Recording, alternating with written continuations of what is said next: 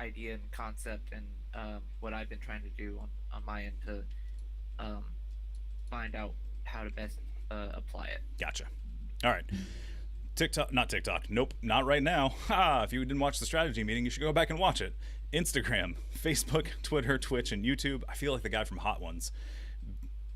My name is Jared Budlong. I'm running as an independent candidate for governor in Alabama this year. This is one of our one of our campaign meetings, and we're talking about field operations. So that's typically face-to-face interactions, or more likely one-to-one interactions is probably the better way to describe it. We usually say boots on the ground, so it's things like events, meeting people in person, door to door, just physical interactions or one-to-one interactions with people to engage with them about the campaign and about politics in general. So typically it's a pretty broad discussion.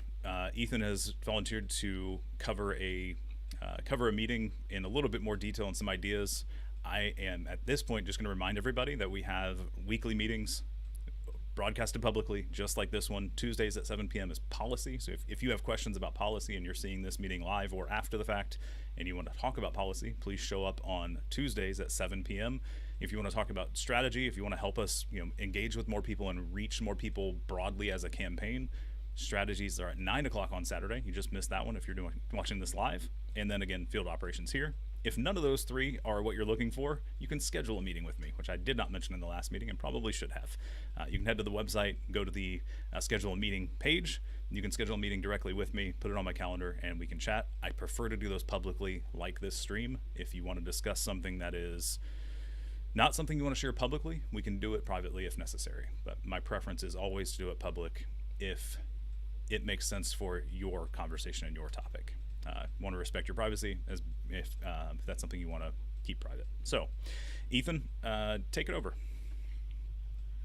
So, one idea I had and wanted to ask about was what we could possibly do to reach like voters of a similar mindset. And one of the best ways for that, I think, is like community outreach. So if you know of like a local like organization in your area that has like volunteer opportunities, then that's a great way for us as like members of the campaign to reach out like just in a physical sense rather than virtual to like-minded individuals to help encourage more people to write in Jared on the ballot. Okay. So when you say that, I immediately think of things like something like a food bank or things like that. What other ideas would you propose looking for outside of the what I would consider the obvious? Something like a food bank where you're engaging with people who know how bad the system is and know that they need help. They're literally getting help from a group of people who are willing to put in extra effort and spend their time and money to help them.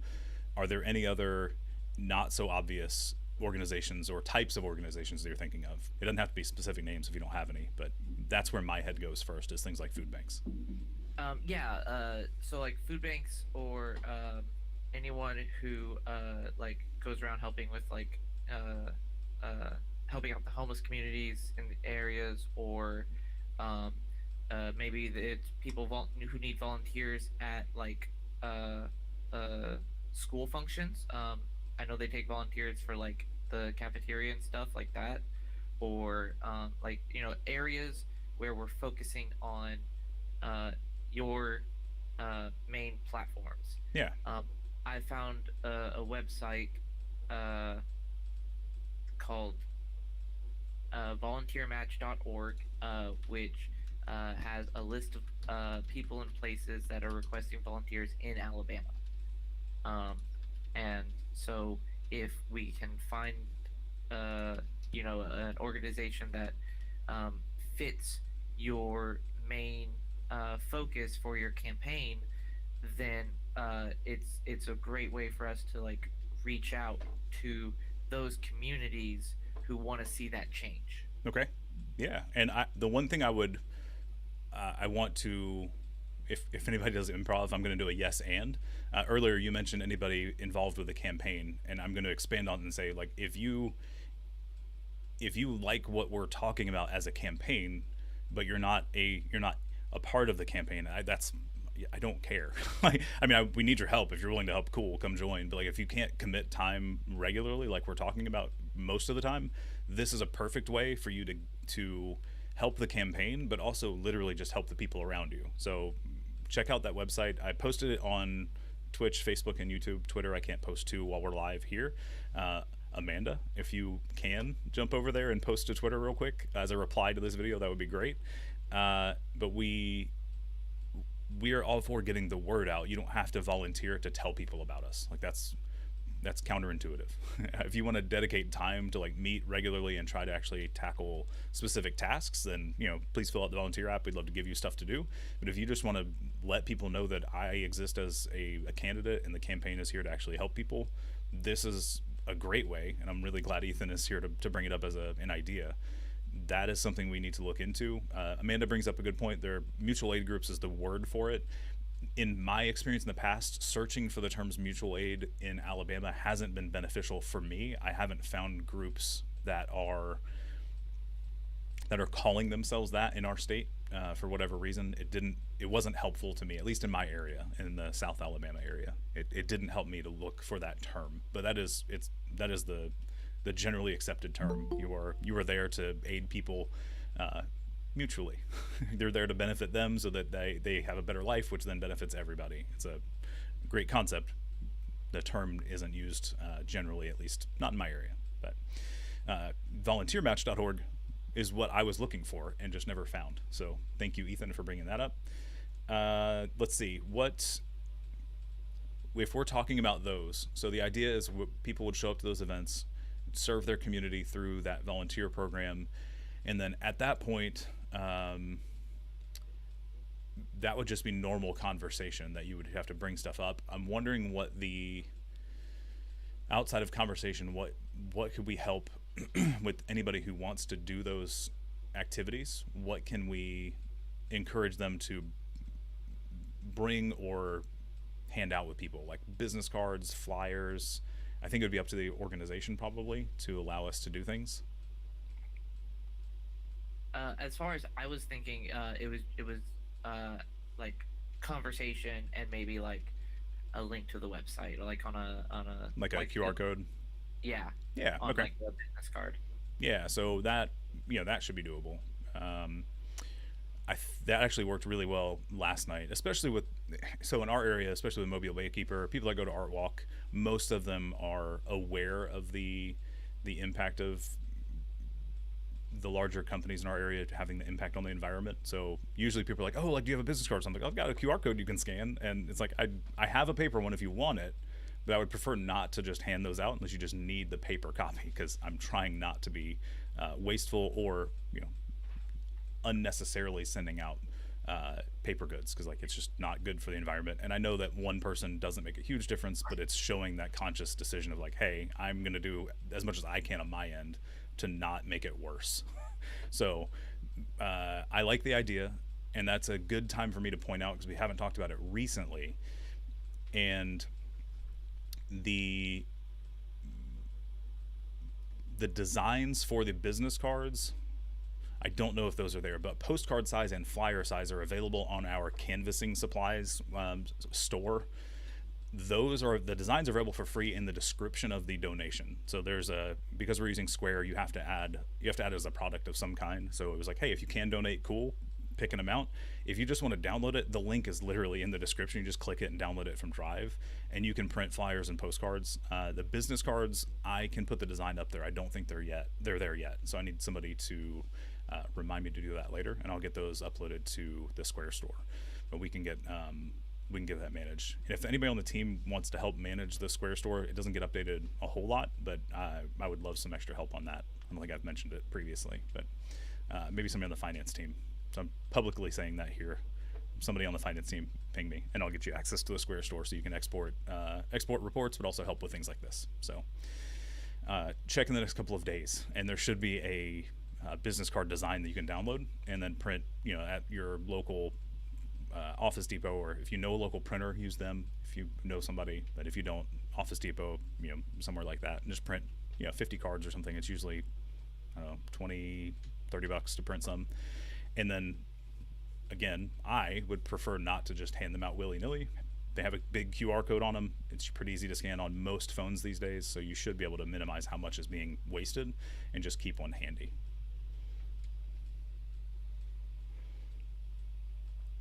Do we still have the one that you can Batteries. cut into strips? Uh, it's somewhere. I was That's gonna say that might be cheaper to print, and they might have a paper cutter. I feel like having a paper cutter is less likely to be there, but and you can print the business cards thing at home. It just wouldn't be on cardstock. So I mean, you could do that. It's in the gray backpack, the front pocket. Yeah, I was just thinking the cheapest way to get it to print and make it small. Yeah, yeah. I mean, we could right now it's a single card, but we could quickly just replicate it and lay it out as a as many as you can fit on a one 8.5 by 11. The concern on the Yeah. hand cutting thing is it doesn't usually look great, and like I don't know if we're okay with it, it's fine. I'm not sure the likelihood of somebody having paper cutters unless they're crafty, like Stephanie mentioned. Like if you're a crafter, you'll probably have it. I Uh, have one, but I don't know. Maybe I mean an office place may have one of those church office paper cutters or yeah. school office paper cutters. Nick actually brought up a good point that nonprofit organizations often need to remain unaligned with particular politics. So handing something out may not work, but talking to people shouldn't be an issue if you are. Man, I don't know. We have to talk when you're there. It's a good point. They can't endorse people. I take that back. They have to be careful about how much of their money is spent as a 501c3 on electioneering. It's a law around how much of their money can be spent on it, or they can be their 501c3 status can be revoked. So it is something to be conscious of. Thank you, Nick, for bringing that point up. If you're going to do this with an organization, make sure they make sure they know. Like that way, you're not getting them in trouble. Like so, it's a good point. Thank you, Nick. Amber, I think mentioned who mentioned about the school system. Oh yeah. So since COVID, not sure how volunteers inside of public school systems work. Neither do I, but it's worth at least reaching out to your local school, especially with a campaign that is heavily trying to help the school system. So it's worth a shot. And then Taylor mentioned that there might be a local church or somewhere another organization that has a an office, right, that's going to do regular office work, would probably have a paper cutter of some type, and they might let you use it. Yeah, that's if they're cool with. Yeah, it's a good point, but it might be another organization that might let you use it. So Yeah, I for sure will not be going to see my aunt to ask her yeah, to cut things this time. all good. So and again, that's part of that's why I was like, man, just if you can afford it, take it to Office Depot, and even if you don't get cards, if you print things on an 8.5 by 11, they will cut them for you. They charge you per cut, but they will cut them for you. Everything's a little tack on fee, so it's not much, but they charge you per cut, so you don't go wild with it. But you could do that. Avery also has the ones that are pre-perforated if you feel like spending that money. Yeah, you can do that. A DIY solution for sure. Yeah, all those are good options. All right, so volunteermatch.org, I believe. If you're going to do that, please make sure that they are cool with you spreading the information about the campaign while you're there helping. And that is mostly to protect them. Like if they weren't going to get in trouble, potentially in trouble for doing that, like, and they would just be like, hey, you shouldn't do that because like you didn't ask, I'd be less concerned, but I don't want to get them in trouble. So let's make sure we ask ahead of time.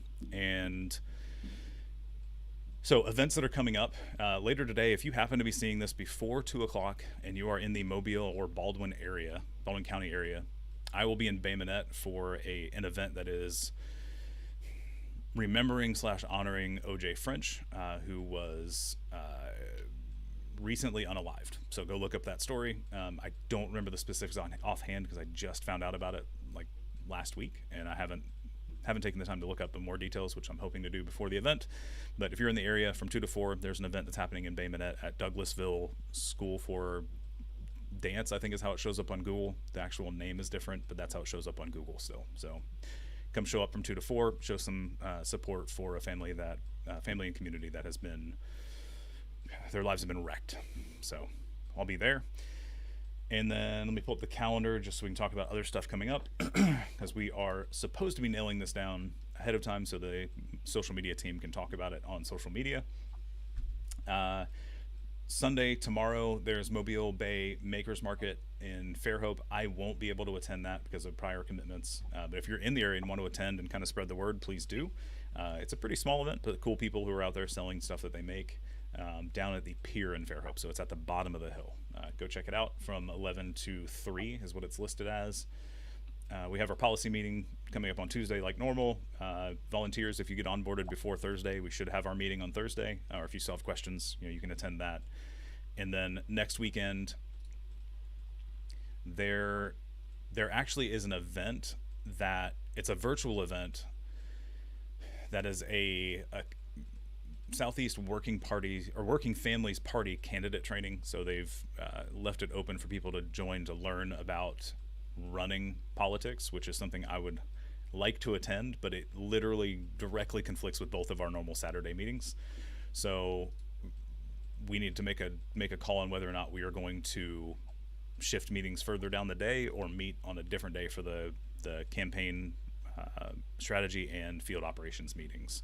I don't know how you all feel, but you're here, so let's chat about it now. If you guys are okay with shifting those to later in the day, I would appreciate it. Or if somebody wants to attend the candidate meeting on my behalf and take notes, that would work for me as well. Any thoughts on which we think we should do? I have no either shifting or a different day is fine with me. I just Okay. want to be. The only reason I don't like shifting it is because it's supposed to be a regularly scheduled meeting that people can just attend, and we've already the past couple of weekends we've had to shift them, and I feel like it throws us off, and I don't want to do it unless we absolutely have to.